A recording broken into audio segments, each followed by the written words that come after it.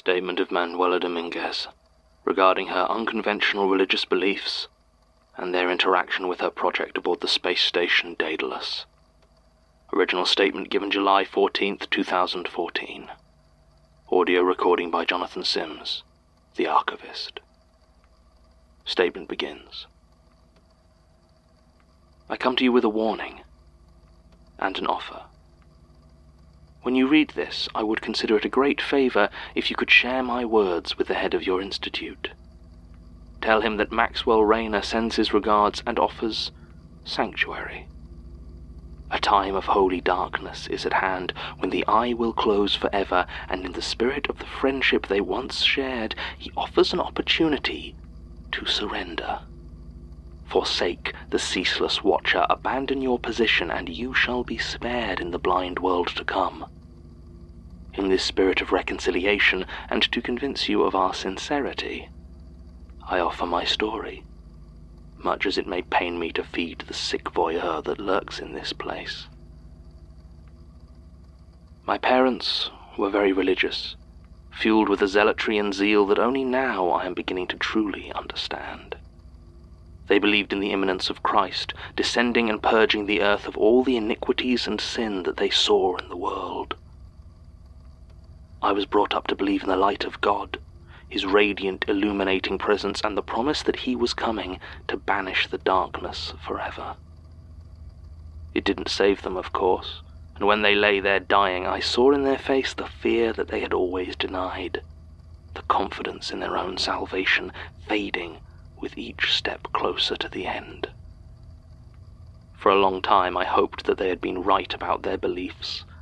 I remembered in my heart that deep down they were vicious, spiteful people who used their faith to hurt others, and I fondly imagined them discovering themselves in an afterlife other than the one they had assumed as their destination. But I no longer think of such things. The core of their hatred was for anything they saw as unnatural.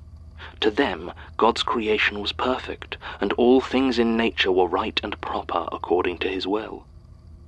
Of course, there was little consistency in what they considered to be natural, and it always seemed to fall along the lines of their own petty jealousies and pride. Anything they did not understand became unnatural, and I found myself crossing that line from an early age. Although strangely, out of everything I was, it was always my desire to pursue a scientific career that they railed against with the most energy. I saw it as studying the natural world, learning how it worked, mapping it. They saw it as devil-inspired pride that tried to know and master forces that were rightfully beyond us. Regardless, I broke with them as soon as I could, and only returned when they were dying. Did I come to gloat? Maybe. Though more than that, I wanted to tell them of my own church, to spread the gospel that I had found, so that they might die with the fear of darkness on their lips. You see, I do not disagree with my parents' thesis that the true virtue of the world is in its natural state. But the natural state of the universe is darkness. Those rank, pompous balls of fire and light, vomiting their radiation out into the nothing, they cannot stand against the overwhelming reality of it. We talk about light and dark being opposites, but they are no more opposites than a gaudy paint is the opposite of the wall upon which it sits. Without light, there is darkness. But without darkness, there is nothing. We sit upon our tiny spinning ball of dirt, desperately building our own tiny suns, our own illuminating shelters from the truth of existence, clustering around them like insects, never realizing that they rob us of the revelations that come in the dark, that our wretched eyes bind us to this grotesque world in which we live. But Manuela, they would say, all life comes from light. The energy that sustains us is drawn from the sun, from its warm, beautiful radiance. And I tell them to look again at life, at the pain and suffering and misery that it brings with it. The nature that light gives us is corrupt and base, tearing itself to pieces, spinning to its own sick destruction. The life that is given to us by the stars, by the sun, can barely sustain itself for a century. Did you know that the oldest single thing on Earth given life by the light is the great basin bristlecone pine tree? 5,000 years some of them have been alive. 5 millennia. That's it, that's all. Even the longest lived of the sun's children can barely make it a few thousand years. Compare this to the uncountable eternity of darkness, stretching back far beyond when the sickness of an illuminated universe was thrown into existence. If the words of my parents hold any truth, then God is the true monster, and let there be light the most evil words ever spoken. It may come then as a little surprise that my studies in physics drew me towards dark matter and dark energy. My own theology was undeveloped back then, just the smallest of thoughts tugging from the back of my mind, a thought experiment I was happy to occasionally indulge. In many ways my work back then was a betrayal of my principles. For what is research and study, if not doing the work of the light, taking what is true and hidden and rendering it revealed and imperfect, filtering it through a base and falsifying human mind as surely as the light warps the world around us. In many ways I suppose my parents were right about it being unnatural, but it was my path to the truth, so I cannot bring myself to honestly regret it. Dark energy, dark matter, dark radiation, the true Holy Trinity. Almost the entirety of reality is made of them, shaped by them, moved by them, and yet they remain entirely impervious to the light. They resist all attempts to measure and expose them, visible only in their effect upon the world, their nature guessed at, seeping through the holes in our knowledge of the cosmos. All of those things that are believed to be existence, matter, energy, radiation, all of them are utterly dwarfed by their dark counterparts. Which leads to an inevitable question: if the fundamental building blocks are so predominantly the dark parts, is it not the light-twisted versions of them that are the deviation, the pale reflection? Perhaps it should be matter and light matter. But I did not come here to quibble over semantics. I came to tell you my story, though it has perhaps become my sermon. No matter. These thoughts, these feelings were always in my mind, and my work in physics only served to deepen them. But it was not until I met Maxwell Rayner that I realized the deeper truth of it all. He spoke words I thought existed only in my heart, and I loved him as the soil loves the rain. At first I thought his blindness was a gift, but he rebuked me for such thoughts. Simply because one cannot feel the heat, he told me, does not mean their flesh does not burn. The light is more than simply the source of sight. It is the source of our entire venal half-existence. And he was aware of it always. Maxwell told me it is in our nature to fear the dark, and I could not disagree. For all my intellectual reverence of it, I could not deny that those few occasions I had found myself in full and proper darkness, my heart had trembled. And rightly so, he said, for are we not creatures born of the light, contemptible and corrupt? Surely then this fear of confronting the pure nature of the universe is right and good. Surely this fear of the dark is the truest communion that humanity could ever hope for.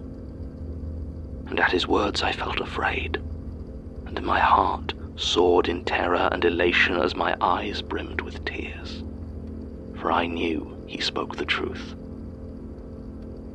So we began to work together, to worship together in his church, the only church I've ever felt I truly belonged to. It was wonderful.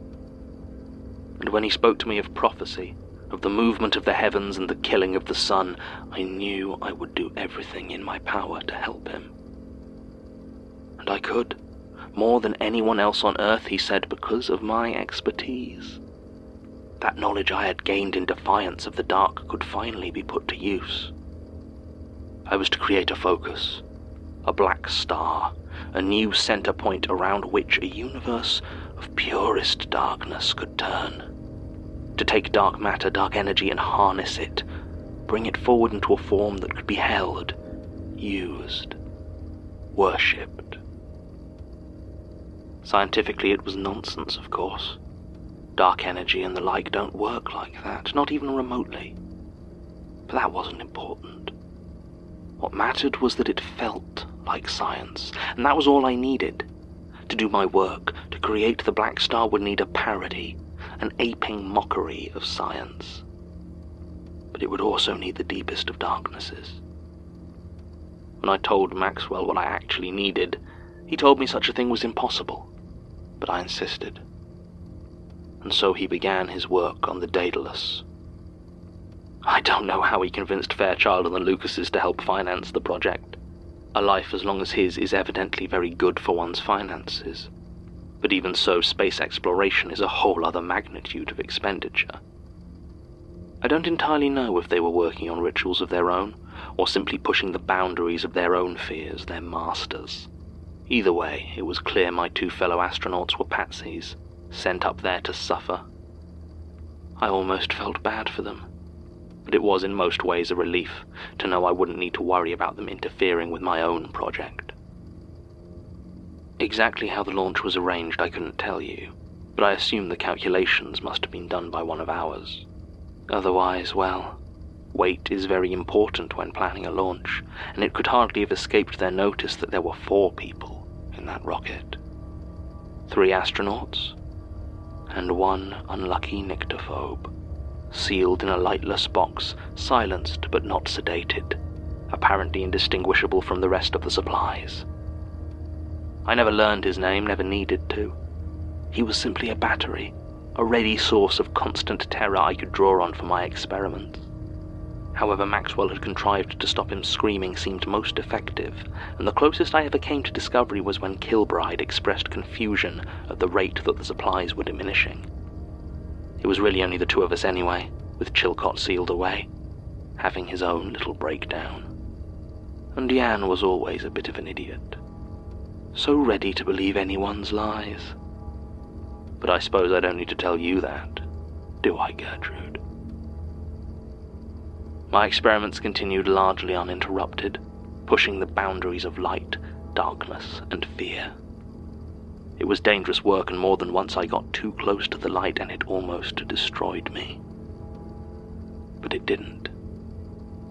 I could regale you with the technical terms or scientific disciplines I played with and rendered meaningless, but in the end all you actually need to know is that I succeeded. A tiny, terrible sun of the pitchiest black, shining, beautiful darkness all around it. By that time my colleagues had long since succumbed to the torments they were assigned, and I had no difficulty storing the black star securely before pulling them onto the shuttle for the return journey. And then the 3 of us returned to Earth. Just as well. The final experiment had left my battery in such a state that no amount of soundproofing could dampen the screams, and I was glad of the peace and quiet. That's all I really came here to say, to let you know we had succeeded, and to make your boss an offer on behalf of Maxwell. I suppose there is also an element of provocation here as well. Even with the loss of Darvish, we will still be victorious. We have watched you, Gertrude. I suppose you're used to that, but we know what you're capable of. So consider this a challenge. I would love nothing more than to see you destroyed by the radiance of the dark sun we have created. So by all means do your worst, or prostrate yourself, both of you, before the forever blind, and perhaps you might be spared. Maxwell and I await your decision with keen interest. Statement ends. Well, that's concerning. I mean, the sun's still there, so I assume they failed. Unless they're still waiting to attempt it. That's not the sort of statement you give 4 years before you try to actually. Or is it? The time frames on these attempts, these rituals, well, they seem variable, to say the least. When I try to think about it, it's just darkness. Unhelpful, but not unexpected. I'll keep digging. If there is another ritual upcoming, I'll need all the information I can get on it. I can't believe Gertrude didn't have a plan for it. I hope I'm just being overcautious, that it's already long since dealt with, but we'll see. End recording.